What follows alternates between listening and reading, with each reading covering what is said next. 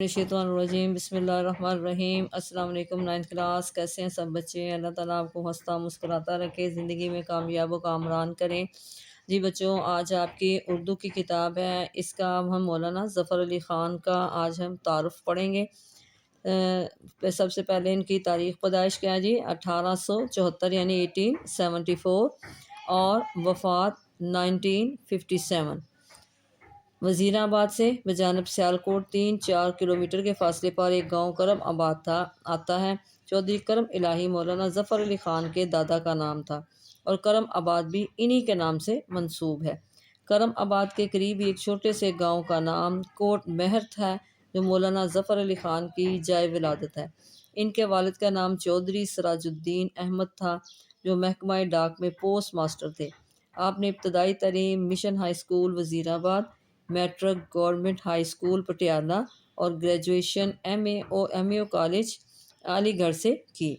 تعلیم مکمل کرنے کے بعد ریاست جموں کشمیر کے محکمہ ڈاک میں ملازمت اختیار کر لی، مگر جلد ہی اس ملازمت کو خیر آباد کہا اور حیدرآباد دکن میں ملازمت حاصل کر لی۔ سراج الدین احمد ملازمت سے سبکدوش ہو کر کرم آباد میں مستقل طور پر آ گئے۔ سبکدوش یعنی کہ کسی عہدے یا ملازمت سے فارغ ہونا۔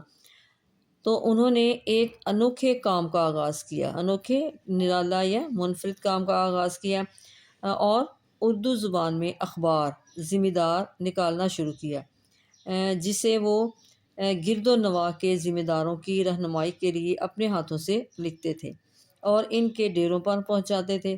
مولانا ظفر علی خان حیدرآباد دکن سے ترک ملازمت کر کے کرم آباد آ گئے اور بڑی تندہی سے ان کا ہاتھ بٹانے لگے، تندہی محنت اور لگن سے۔ کچھ ہی عرصے بعد وہ ذمہ دار کو لے کر لاہور آ گئے اور اخبار چھاپ کر شائع کرنے لگے۔ بہت کم عرصے میں چاروں طرف ذمہ دار کا چرچا ہو گیا اور عوام نے مولانا ظفر علی خان کو بابا صحافت کا لقب دیا، بابا صحافت کا بانی۔ مولانا ظفر علی خان بیک وقت ایک قادر الکلام شاعر، شعلہ بیان مقرر، صاحب طرز انشاء و پرداز، بے باک صحافی، بہترین مترجم اور ایک دلیر سیاستدان ہونے کی حیرت انگیز مثال تھے۔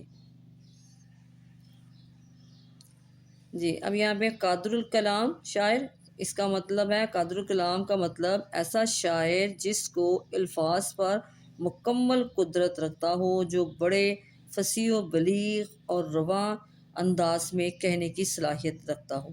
شعلہ بیان مقرر ایسا مقرر جو خطیب ہوتا ہے، جو جذباتی، پرجوش اور اثر انگیز انداز میں تقریر کرتا ہے۔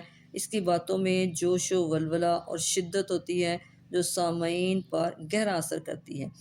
آگے جی، طرز انشاء و پرداز، وہ شخص جو نثر میں خوبصورت اور ادبی انداز میں اظہار خیال کرے۔ بے باک نہ ڈر صحافی، بہترین مترجم اور ایک دلیر سیاستدان ہونے کی حیرت انگیز مثال ہے۔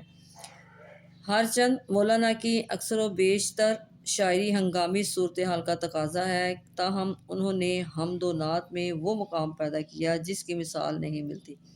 اچھی نعت وہی شاعر لکھتا ہے جس کے دل میں رسول کریم خاتم النبیین صلی اللہ علیہ وسلم کی محبت کا جذبہ موجزن ہو۔